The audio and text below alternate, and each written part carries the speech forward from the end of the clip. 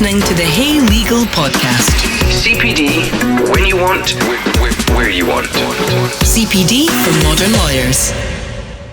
This free Hey Legal podcast is brought to you with the support of CaseLoad from Denovo Business Intelligence. Coming up in this week's episode of the Hey Legal podcast, Thomson of Hey Legal chats to David Laud of 1 Year No Beer. We discuss the impact of alcohol on performance and well-being and the benefits that 1 year no beer can have. I just think we are not aware of some of the insidious damage that alcohol can have on our lifestyles. Relationships have been rekindled. Lifestyles have been dramatically improved. And I don't want to make it sound like it's like a cure or like some sort of magic treatment. David then talks about how law firms can engage with the 1 year no beer challenge. You could be running a challenge on behalf of a charity, and you could be running a challenge as part of a team building exercise. And you've suddenly got a workforce that is far more engaged, positive, and confident than you had previously. David also shares some advice from his time running his own law firm. But when it comes to the business, I think the entrepreneurial flair that drives a lot of businesses these days needs to be adopted in the legal sector. A lot coming up in this week's show, so let's begin. David, thank you so much for joining us and coming on to the Hey Legal podcast. David is from 1 Year No Beer, and today we're going to talk about the impact of alcohol upon performance and upon general well-being. And obviously within professions there can be significant stresses, and that can often be the catalyst towards issues around misusing alcohol. So could I just ask you, David, first of all, about the negative impacts of alcohol consumption in terms of performance and well-being? I think the best way to start that, Ali, is by giving the story of how 1 Year No Beer came about. Yes. Two guys were working in the city. They're all brokers and working the very stressful life that job entailed, earning very healthy salaries, but not living a healthy lifestyle. And their job entailed wining and dining and looking after clients pretty much every day of the week and sometimes into the weekends. So they'd be drinking fairly heavily in those sessions. And Rory, who's one of the founders, had a bit of a light bulb moment on one occasion after a very heavy lunch session. He decided it would be a good idea to stick his head out of a train, a bit like the dogs do in these nice sort of gifs and memes that you see of the wind catching their cheeks. He was doing the same thing, videoed himself, but of course he was completely off his head, and realised when he'd sobered up, he could quite easily have actually lost his head in that process. And whilst he was living that lifestyle, also he looked around, he could see that it was affecting his relationships with his partner, with his work colleagues. And his work colleagues were very much of the mind that you couldn't stop that lifestyle because it was part and parcel of the job. But he decided to cut against the grain and stopped drinking. And associated health issues such as IBS and anxiety were very quickly eradicated after a few weeks of giving up the drink. And he moved on to understand that he'd grown in confidence, that he could then start to take on new initiatives in his workplace, such as actually a healthy alternative, going to the gym, not going to the bar. And I think this started to upset one or two of the people that worked with him because of the lifestyle they'd got used to. But Rory decided that he needed to spread the word, seeing the benefits that he'd gained from stopping drinking. And a colleague of his, Andy Ramage, he also decided at the same time he was going to give up. Andy was an ex-footballer, been used to being quite fit, but had put on a lot of weight with his lifestyle, being a broker. And these guys together formed 1 Year No Beer, which was a very simple website and a very simple Facebook community. And their mission was going to be they're going to do it for nothing. And so what they realized is that they'd suddenly tapped into a huge demand, and actually that altruism couldn't be sustained. And actually one of the other outputs of that is the fact that people like to commit to something about like a gym membership. Mm-hmm. So when they decided that they might have to start charging people for the privilege, they found that actually the membership increased, it didn't go down. Just through increased engagement and commitment to the challenge. The way they broke it down is they looked at 3 sets of challenges. Initially, that was a 28-day, 90-day, and a 365-day challenge. From looking at the outputs on that, it's actually the 90-day challenge that seems to be the one that's most popular. And there's something that happens to the brain. The 28 days is a bit like Stoptober and Dry January. Yeah. We're all used to those initiatives, and it's great. You know, you can say to yourself, I am not an alcoholic. I got through this. I didn't have a drink. Aren't I great? Right, now where's the booze? Because I've now finished. Yeah. And people get straight back on it after their achievement. With the 90-day challenge, which I've taken myself, I could see at around about day 45, towards day 50, the brain does something strange. It's almost like you've taught yourself that you don't really need this anymore, and it's no longer that desire that might have been there before. The habits that you get into, maybe you're in the supermarket and it's Friday and it's Saturday, and you're thinking about the evening and what are you going to do? You're going to buy a drink, you're going to buy a bottle of wine, you're going to buy some beers or whatever, or you're going to go out with friends. So we've all experienced, maybe know somebody who has, or done it ourselves, the Stoptober or Dry January. Where you can give up alcohol for a month and prove to yourself you're not an alcoholic, and you feel very pleased with yourself. But what do you do as soon as you finish the challenge? Straight back onto it. Quite right, Ali. And that sort of defeats a bit of an object, really, because if you're actually giving your body a rest and your body's thanking you for it, but as soon as you get back on it, you're probably going to binge drink and you're doing all the things you really shouldn't be doing. And what I discovered from doing the 90-day challenge, which is one of the more popular of the 3 for 1 Year No Beer, is that after about 50 days, there's a switch in the brain that clicks over, and that sudden feeling of wanting to have a drink or needing that drink dissipates. It goes away. You don't feel so much as if when you're walking in the supermarket, and I used to spend far too long. My son used to get quite irritated with me because my son doesn't drink. He's 20, coming up 21. And I would spend far too long looking at the wine labels and poring over which bottle I was going to take home with me that night, or bottles. That's now not a thing. I'm not at all bothered, interested. I have had a drink since I finished the 90-day challenge, but I could count it on the fingers of one hand. Yeah. And that will be now, I'm getting on for about 130, 140 days. Yeah. So in terms of so personally and professionally, there seems to be evidence which suggests that this is massively beneficial to individuals if they can engage with 1 Year No Beer. Yeah, what we find within the offering for members with 1 Year No Beer is not only that they get the support directly from the business, which is daily emails, podcasts, webinars, and advice and guidance and tips, but there's also a community. There is a group of individuals out there who are going through the same experience, and those individuals will be at various stages, and they are very supportive of each other and help each other to ensure that there's no slippage and nobody steps back, or if they do, because we're all human and it happens, they're there to pick them up as well.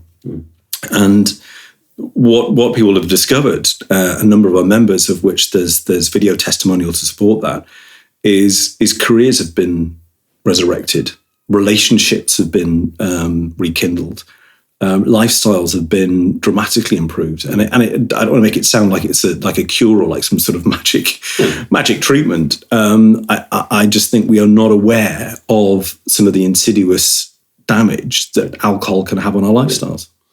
So in your role currently as Chief Operations Officer for 1 Year No Beer, I presume you would be casting your eye around globally as to alcohol-free initiatives or an increase in that type of thinking. Is that the case? Are we seeing a reduction in people consuming alcohol, or people who are trying to take steps like 1 Year No Beer to make a change?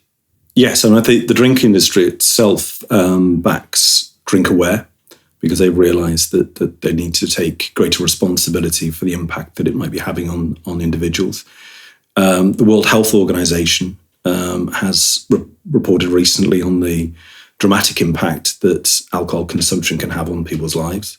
There's another report that came out in the States recently where it identified that 2.8 million people a year are dying from alcohol-related diseases. That's just, an appalling statistic, and something that I think for many years we've just overlooked, because alcohol, certainly in the Northern Hemisphere and in other countries in the world, like Australia, there is a cultural alignment with alcohol. Yeah. And the younger generation, and I mentioned my son earlier, I've got two daughters as well, they're all much more aware of the health impact of eating, consuming certain things. Alcohol is a big part of that. And for the older generation, I count myself within that, but anybody over the age of 30, I think, has now got to start looking at the impact that alcohol is having on their lives. Yeah. And if we could turn now to how law firms can perhaps engage with 1 Year No Beer. So if you're running a law firm, I think it's fair to say in days gone by that the notion of staff wellbeing is not what it now is. There's very heightened awareness around mental health issues, general health amongst the workforce, and trying to provide a workplace culture that's a positive thing, working in businesses that have got a clear mission and trying to do good things. So if you were listening to this podcast as a law firm leader, or you run a department or a team, how could they as a team engage with 1 Year No Beer? Well, this is where I have to confess that I'd spent 13 years as a chief executive of a law firm in the northeast of England. So I had direct experience. I didn't bring in soft play areas, nap rooms, or pool tables, but I certainly was aware of an increasing proliferation of anxiety-related issues for staff members. It is a stressful job. Being a lawyer is not the easiest job in the world. A lot of young people decide to go into the law because they think it's going to be a well-paid job, and that's going to be them sorted for life. As we all know, that's not always the case, more frequently not. And it is a stressful job. There are a lot of pressures involved with it. And how we deal with that pressure is often that we turn to things that help us to support that, alcohol being one of them. So the professional service sector, I think, is one in particular that has high proliferation of drinking, a strong drinking culture within those that have been, partners for a number of years and have perhaps seen that culture and in some ways encouraged it. But as you say, Annie, quite rightly, there is a change now. They're looking at well-being, looking at the health, and supporting their communities.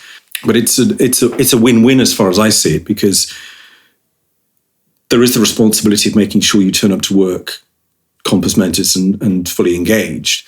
But also it's the longer-term health considerations of people who may have a bit of a drink problem. But we're not here talking just about people who have alcoholic tendencies. We're talking about a whole spectrum of people who perhaps binge drink at weekends and don't drink during the week. All of those individuals will still have a negative impact in the workplace because they won't be thinking as clearly. They'll have a foggy brain. They will be suffering from anxiety. There are dozens of negative attributes that alcohol consumption can bring to the party. And by engaging with organisations like 1 Year No Beer, you can actually put a structure in place that actually can be quite entertaining. You could be running a challenge on behalf of the charity. You could be running a challenge as part of a team building exercise. And you could see a way in which by doing so, by evaluating the performance before and after, you could see exponential increases in productivity, in the reduction of absenteeism, and you've suddenly got a workforce that is far more engaged, positive, and confident than you had previously. Yeah. And just to be clear, this, if introduced into a firm or any type of company, would be something that was obviously entirely voluntary for people to participate in as employees. It's a very sensitive issue to bring up. We've worked on a consultative basis with a number of organisations not least of which because it's not a product that you can just buy off the shelf. It's something that has to be thought through. What you don't want to be doing is sending a message to your staff that you think everybody is a raving alcoholic. Clearly, they're not. We did have an approach. I will tell you this. We had an approach from one organisation that felt they wanted to use 1 year no beer because the directors had decided to bring in an alcohol and drug testing program and thought it'd be an interesting way to make sure that people complied. We declined that opportunity because that's just not the way to do it. It has to be on an approach which engages with staff, engages with the employees, treats them like adults, and has an honest conversation about the fact that, look, most of us will enjoy a drink. 21% of the population consumes alcohol well above the chief medical officer's requirement of 14 units per week. So you're not going to be on your own if you're in that category. Now, they're people that are actually being honest about what they say. I think if we thought about it and we think about our immediate circle of friends, we'll probably realise that there's a vast majority of people that we know that might be in that category. Yeah. So this is just about having a conversation, starting a conversation, not pointing any fingers, but offering people the opportunity to actually change their behaviours and actually live a better life. Yeah. And out of that, the whole workplace can be elevated and can be put absolutely in a positive footing. And in relation to your own background then, which is obviously a very interesting one for the audience that we have with Hey Legal. So running a law firm and then moving into a very different environment, or a number of different environments as you have, and we'll put links to your LinkedIn profile and your background. But when you think back to your time in the legal profession and how those businesses generally operate, is there anything you think or many things I'm sure you've gained from your experience in other industries that you think could be of interest or benefit to those who run law firms currently or work in them? I think probably one of the biggest cultural changes that I've found in working in organisations, because I've worked in a number of tech-focused businesses, and believe it or not, 1 year no beer, because of the platforms that are used, predominantly digital platforms, and the way in which we communicate our offer is online. They tend to move at a much faster pace, and there is a desire to adopt a lot of new changes, a lot of new ideas far quicker than I think historically the legal profession has been prepared to do so. And I think in the current environment that we live in, talking about issues such as smart contracts, cryptocurrencies, blockchain, and smart contracts, even the governing body within the legal world, law societies, have been very slow in adopting and bringing any structure around how those technologies should be introduced. If that was any other sector, I'm pretty sure that there would have been far quicker response to that. So I would just say generally that for the survival and for the growth of the sector, there needs to be, I think, a cultural shift in the way that decisions are made, the sort of skills that are brought into the organisations, and the ability to take an element of risk. Because one thing that I do know from my time working in the legal sector is, you guys are pretty well risk averse for good reason. I mean, that's what the job is. It's about protecting clients' position of risk. But when it comes to the business, I think the entrepreneurial flair that drives a lot of businesses these days needs to be adopted in the legal sector. Yeah. And with 1 year no beer, I think you've said that it is essentially a digital experience insofar as you would go into the website, you would access a forum, you would look at the blog output, podcasting, social media channels to stay in touch. And that's obviously something that law firms struggle with in a sense at times, the output of content that they feel is relevant to their customer base or whatever. And that's maybe something that we could touch on. But for 1 year no beer, does it go beyond? Can you move into a counselling or mentoring, or it should be the counselling, I think, situation where you can actually speak to someone about trying to go through things? One thing we have to be very careful of is that because of the nature of the business, we can attract people, or people can join as a member who have significant problems with alcohol. And our role in such regard is to try and identify the needs of that individual. And we have moderators within our communities who can help not only identify those individuals, provide them with initial support, but if it becomes apparent that they'd have genuine medical requirement, then our role then is to signpost to the appropriate counsellors and support organisations that will be out with 1 Year No Beer.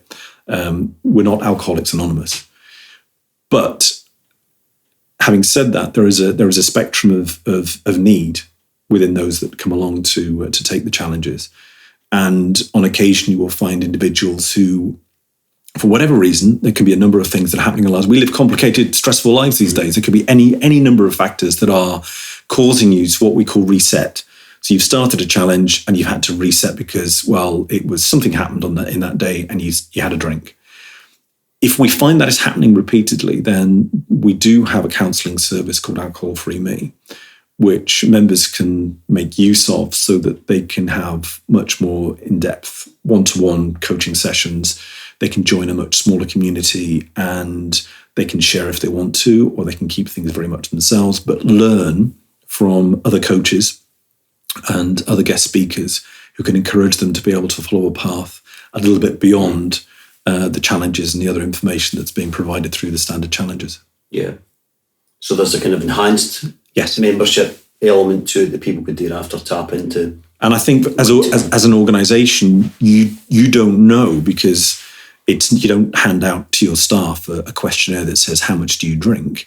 So it's not until you start a program like this that maybe you do untap some latent issues that previously you'd not been aware of. And it's useful to know that there is that extra support mechanism within the program to ensure that those individuals will be looked after. And obviously, employees will be listening to this, so people who work in law firms who may want to bring this type of approach to the attention of those who may be able to make decisions about getting involved, but it would be entirely confidential as regards how their usage is and anything that was the data that was created or anything of that nature. Absolutely. I mean, there's this wonderful legislation, GDPR, which we're all familiar with, and the lawyers will be far more adept at dealing with that than I would be, but we are compliant. We would absolutely retain confidentiality. Any information that is shared with the employer in the programs that we run is purely on a redacted basis in terms of confidential information. It's simply on numbers of people that have signed up and how many people have continued with the program. If individuals are wanting to speak on a private basis about a particular issue they might be having, that will not be shared with employers. Well, David, thank you so much for the discussion today. We've covered a number of different topics. I'm sure that our listenership will be very engaged in listening to that, and that the 1 Year No Beer offering will be looked into by them, and hopefully they will consider introducing it into their practice. You're very welcome, Ali. And just a final word and plug for 1 Year No Beer. Any of the listeners who would be interested in this programme, either to talk to their HR departments or to contact us directly, and to reference your podcast, which I'm sure you're going to make your release. Yes. We will be happy to provide a discount for those members. Fantastic. David, thank you so much. Thank you for listening to this Hey Legal podcast. We hope you enjoyed it. To hear the full CPD qualifying content, please visit heylegal.co.uk to subscribe and join our community. Or you could ask your law firm to contact us for a firm-wide subscription. Learn more, be more with Hey Legal.